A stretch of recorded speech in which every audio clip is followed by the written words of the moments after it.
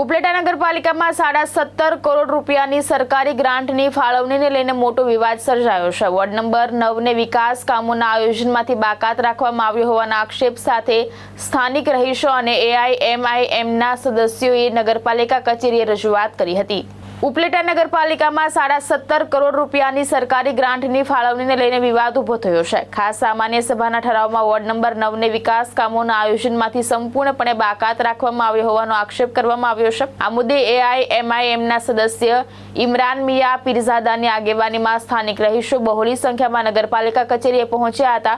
જો કે આવેદનપત્ર સ્વીકારવા માટે નગરપાલિકામાં પ્રમુખ કે ચીફ ઓફિસર જોવા કોઈ અજવાબદાર સત્તાધીશ હાજર ન મળતા લોકોમાં રોષ ફેલાયો હતો। સ્થાનિકોએ આક્ષેપ કર્યો હતો કે ગ્રાન્ટની પક્ષપાતી ફાળવણી કરીને સમાનતાના અધિકાર અને ભારતીય બંધારણનો ખુલ્લો ભંગ કરવામાં આવ્યો છે। ગુજરાત નગરપાલિકા અધિનિયમની કલમ 258 હેઠળ વિવાદાસ્પદ ઠરાવ ઉપર તાત્કાલિક સ્ટે મૂકી તેને રદ કરવાની માંગ કરવામાં આવી હતી। સ્થાનિક રહીશો અને નગરપાલિકા સદસ્ય ઇમરાન મિયા પીરઝાદાએ ઉચ્ચ કક્ષાએ રજૂઆતો કરવાની પણ વાત કરી હતી। જો તમામ વોર્ડમાં ન્યાયિક રીતે ગ્રાન્ટની ફાળવણી નહીં થાય તો ગુજરાત હાઈકોર્ટમાં જાહેર હિતની અરજી કરવાની ચીમકી પણ ઉચ્ચારવામાં આવી છે। ઇમરાન મિયા ઇકબાલ મિયા પીરઝાદા ઉપલેટા નગરપાલિકા વોર્ડ નંબર 9 MIM પાર્ટીનો સદસ્ય। ઉપલેટા નગરપાલિકામાં જે જનરલ બોર્ડની મીટિંગમાં જે 17.5 કરોડની ગ્રાન્ટમાંથી વોર્ડ નંબર 9ને બાકાત કર્યો હતો તે બાબતે આજે વોર્ડ નંબર 9ના નાગરિકો 500 થી 600 લોકો નગરપાલિકાએ આવેદનપત્ર અને રજૂઆત કરવા માટે આવ્યા છે, પણ નગરપાલિકાની અંદર પ્રમુખ અને ચીફ ઓફિસર જે બંને જવાબદાર વ્યક્તિઓ હોય તે અત્યારે કોઈ હાજર નથી ને અમારું આવેદનપત્ર સ્વીકારવા માટે નગરપાલિકાની અંદર કોઈ જવાબદાર વ્યક્તિ હાજર નથી। હવે આ 400 થી 500 લોકો આવ્યા છે જે રજૂઆત લઈને, તો અમારે આ રજૂઆત ને અમારી પીડા કેને કહેવા જવી?